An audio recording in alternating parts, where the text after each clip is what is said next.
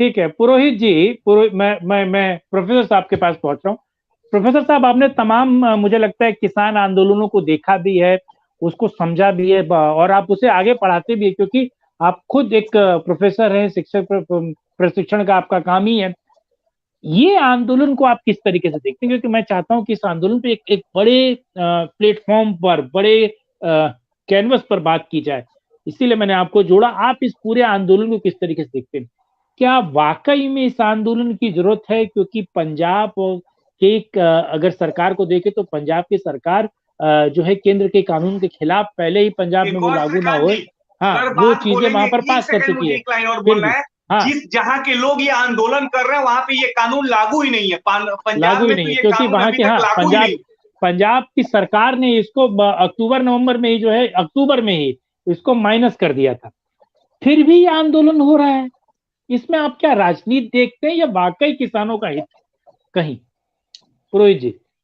देखिए, जो भी कृषि कानून है उस पर हम्म। तो विस्तार से चर्चा हो गई है। हाँ। जो 3 एक्ट पार्लियामेंट में हाँ। अप्रूव्ड पास किए थे, और हाँ। उनका किस प्रकार से पंजाब में शुरू के दिन से ही वहां की सरकार ने उसके विरोध में अपनी असेंबली हाँ। में भी एक वो प्रस्ताव लाए थे। जी। तो लेकिन पंजाब में तब से ही आंदोलन इसका शुरू हुआ। एक्चुअली क्या है जी। कि आप पूरे देश के किसानों को यदि देखेंगे तो हमारे देश की, जैसे अभी जिक्र कर रहे थे, कि बहुत बड़ी आबादी कृषि पर आधारित है। कृषि, या तो वो डायरेक्ट फार्मर हैं, किसान हैं, या कृषि लेबरर हैं। तो दोनों को यदि मिलाते हैं तो बहुत बड़ी हिंदुस्तान की आबादी आज भी कृषि पर, जिनका मुख्य जो व्यवसाय है वो कृषि से संबंधित है। ऐसे में जो भी ये अभी सरकार ने, जैसे सुरजीत जी ने तो बहुत विस्तार से पूरे कानून के, तीनों कानून जो भी पास हुए हैं उनके डिटेल में चर्चा किया। मैं ये कहना चाहता जी। हूं कि किसानों को आप जब तक, क्योंकि अभी आत्महत्याओं की भी जिक्र हुआ कि जी। किसानों की जो जो बेहाली है, जो बदहाली है, सरकार उसको कैसे आगे बढ़ाए। अब ये जो हम्म। आवश्यक वस्तु अधिनियम था 1955 से, आज बताइए कितने वर्ष हो गए। आप यदि हम्म। कहते हैं कि यदि सारे कानून सही थे, किसानों के लिए कुछ करने की हम्म। आवश्यकता नहीं थी, तो हाँ। किसानों की आत्महत्याएं क्यों बढ़ रही थी? तो कहीं ना हम्म। कहीं से किसान, आप देखिए 2012 का पार्लियामेंट का कपिल सिब्बल जी का भाषण निकालिए, कांग्रेस पार्टी तो यही प्रस्ताव लेके आ ही रही थी। तो हम्म। आप यदि हम्म। इसको पार्टी में देखेंगे तो जो भी किसानों के लिए, जो भी पॉलिटिकल पार्टीज या जो भी लीडर, जो भी उनके हम्म। मुद्दों को एड्रेस करना चाहते हैं, उनका समाधान खोजना चाहते हैं, और एक दीर्घकालिक समाधान खोजना चाहते हैं, वो इन मुद्दों को समझते हैं कि इनमें कोई भी नई चीज नहीं है। देखिए, हम्म। जो जिसको एपीएमसी कहते हैं वो मंडी साधारण भाषा में है, और मंडी में एमएसपी पर किसानों को वहां पर अपना ही उत्पाद बेचने होते हैं, और हम्म। मिनिमम सपोर्ट प्राइस सरकार तय करती है। वहां उनको टैक्स भी देना पड़ता है।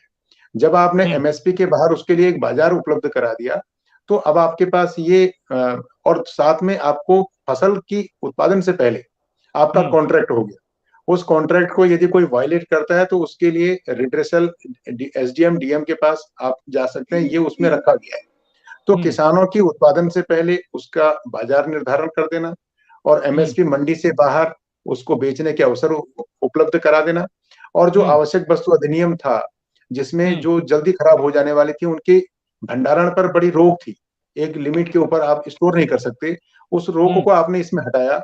और हम्म। इमरजेंसी के लिए प्रोविजन रखे कि जब कभी नेचुरल डिजास्टर हो या कभी युद्ध की स्थिति हो, तब के हम्म। सिवाय आप इसको ओपन रखेंगे। कितना भी किसान अपना टमाटर है, प्याज है, आलू है, ऐसी सब्जियां हैं, ऐसे उत्पाद हैं जो नष्ट हो जाते हैं। और हम्म। आपने, क्योंकि पहले ये था कि आप ज्यादा भंडारण कर नहीं सकते, तो इससे हम्म। किसानों को फायदा है। अब ये सवाल पुरोहित ये जी, है कि पुरोहित जी, इसका विरोध। मैं एक मिनट रोकूंगा। मैं दूसरे मुद्दे पर मैं जानना चाहूंगा, क्योंकि ये जी, बातें सब हम, मुझे लगता है सबको पता है।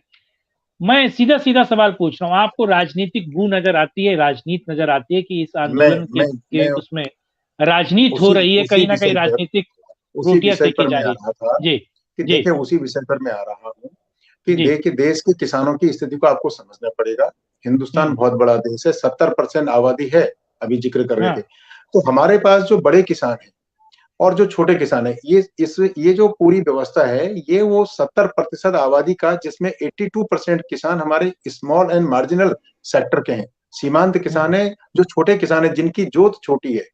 जिनका मंडी में ट्रक जो है कि 10 दिनों तक ड्राइवर और खलासी वहां पर खड़ा रहता है और उसका सामान अंदर नहीं हो पाता, उसके कॉस्ट ऑफ प्रोडक्शन अपने आप बढ़ जाते हैं, क्योंकि इतने दिनों तक उसको अपने ड्राइवर को, अपने खलासी को, अपने कर्मचारियों को पेमेंट करना पड़ता है, और उसके ट्रक की संख्या आप देखेंगे तो कम होती है।